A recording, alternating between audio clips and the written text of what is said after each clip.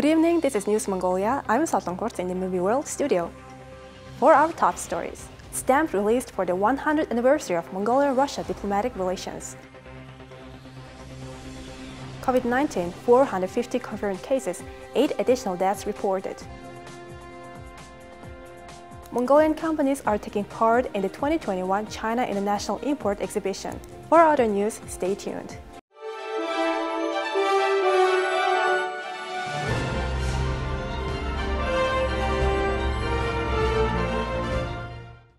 On November 5th, a ceremony was held at the Ministry of Foreign Affairs for the release of a postage stamp dedicated to the 100th anniversary of the establishment of diplomatic relations between Mongolia and Russia.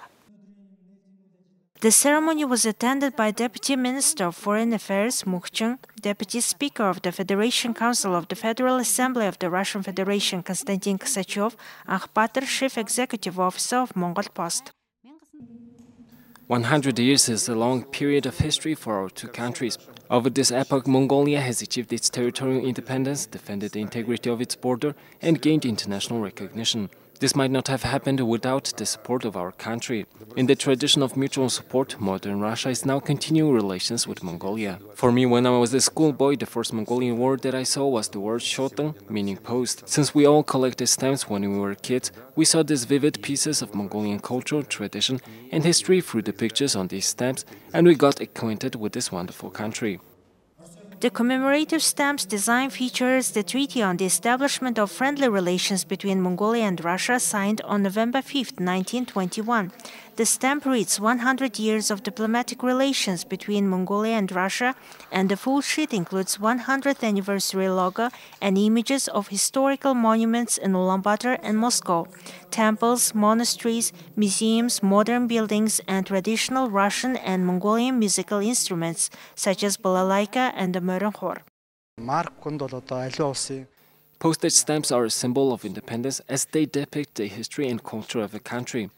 A whole working group worked on the stamp's design dedicated to the 100th anniversary of diplomatic relations. The Ministries of Foreign Affairs of Mongolia and the Russian Federation provided necessary support and consultation.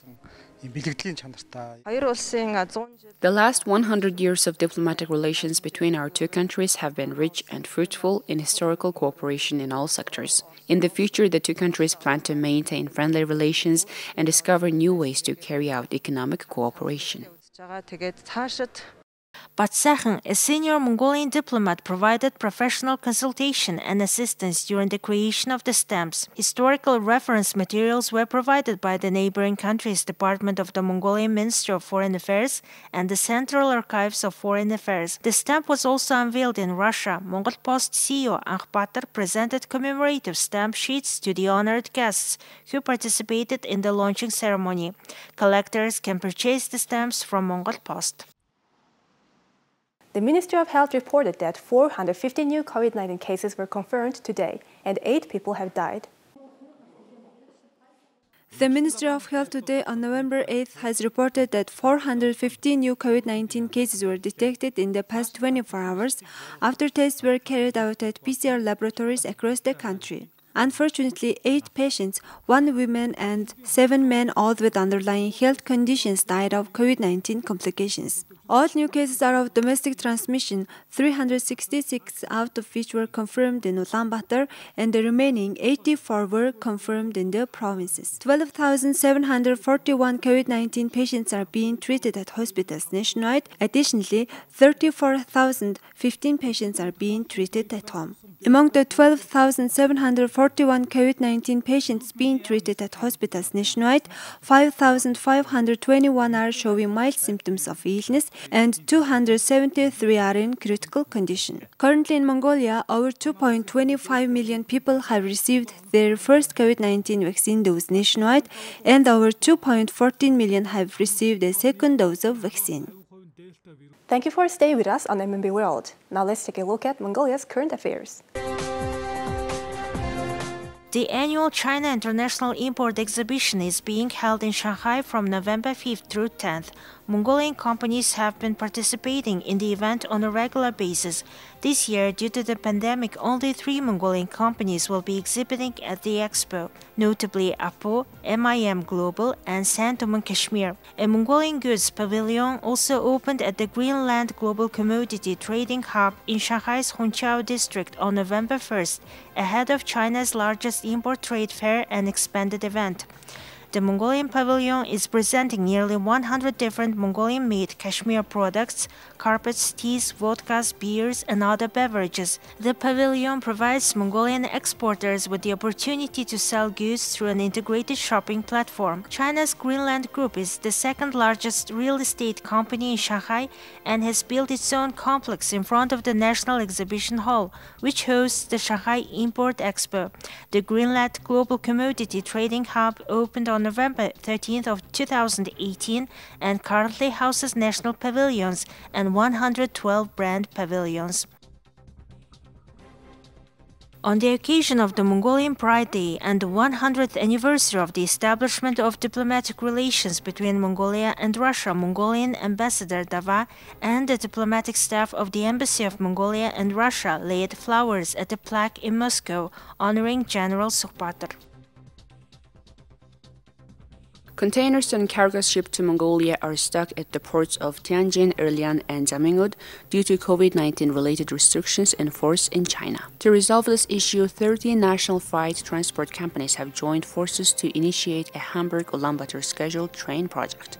In order to develop the domestic transport and logistics market and create opportunities for fair competition, companies that have been operating in the sector for 10 to 30 years have merged to form one national company. Notably, the corporation includes Tosheng, TI Logistics, Material Impacts GSC, Mongol Express, Asia Road, and other freight transport companies. The corporation aims to transport container goods that usually come from Latin America and North America through the port of Tianjin and goods from EU member states through the German port of Hamburg by a strictly organized train schedule from that city to Ulaanbaatar. A test shipment is scheduled for November.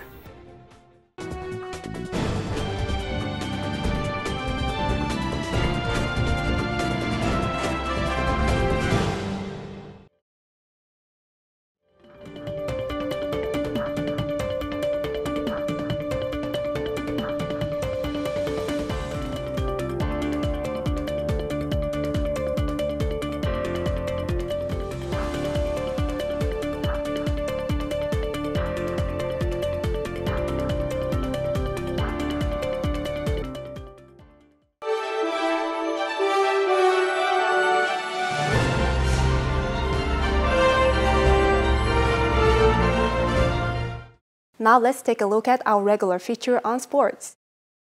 The Baku Grand Slam 2021 was successfully organized for 3 days and ended yesterday. 195 judokas from 29 countries on 5 continents competed in this competition. Mongolia was represented by 22 athletes and won 5 medals in the Azeri capital. The Baku Grand Slam 2021 was held successfully for 3 days in the Azeri capital. In this year's Baku Grand Slam, 22 judokas participated from Mongolia, finishing the tournament with 5 medals, 3 fifth places and 2 seventh places.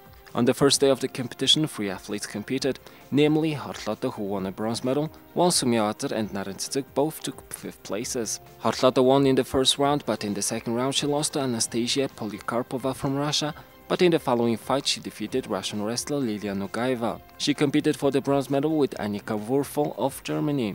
On the second day of the competition, Gachach won silver while Tsohtwater won a bronze medal. Tsohtwater won the first round, defeating Ryo Tsukamoto of Japan and Artur Turdubayev of Kyrgyzstan in the second round. In the semi-finals, he lost to Russian wrestler Makhmatbek Makhmatbekov and won against Russian wrestler Ayub Khajayevlev to claim the bronze medal. Gachach won in the first round and defeated Renata Zakova of the Czech Republic in the second round. In the semi-finals, she defeated Japanese wrestler Megumi Harikawa, but lost to British Lucy Renshaw in the gold medal match. On the third day of the competition, Adya Surung won a silver and Tsitsintsingil won a bronze medal. Tsitsintsingil won in the first round and defeated Turkish athlete Semal Erdogan in the second round. In the semi-finals, he lost to Japan's Tatsuro Saito for the silver medal and won against Brazil's Thiago Palmini for the bronze medal. At Yasurun defeated Hungarian wrestler Mercedes Shigetfari in the first bout and Brazilian Sibila Faccoli in the second bout to compete for the gold medal with German wrestlers. However, in the fight for the gold medal, he lost to German Rini Luchte and thereby secured the silver medal. Thus, the Mongolian team won 2 silver, 3 bronze medals, 2 prizes in the 5th place and 2 prizes in the 7th place. Japan led the teams, followed by Russia, Germany and Azerbaijan. The Grand Slam in Abu Dhabi will take place from November 26 to 28th.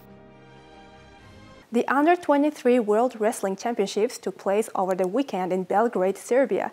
Dilirma and Naranjo won bronze medals in the women's 68 kg and men's 61 kg weight category, respectively. Muhkiril took 5th place in the women's 53 kg weight category.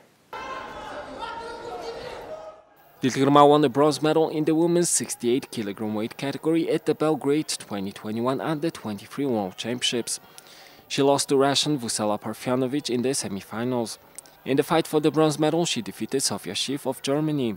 Dilirma won the 11th medal of the Under-23 World Championship among Mongolian wrestlers. Mongolian wrestlers have won 2 silver, 10 bronze and a total of 12 medals at the Under-23 World Championships. On the last day of the competition, Naranjo won a bronze medal in the men's 61 kg weight category. He defeated Islam Guisanov of Belarus 8-2 in the first bout, Majid Dastan of Iran 7-6 in the second bout, and Arman Eloyan of France 11-4 in the quarterfinals.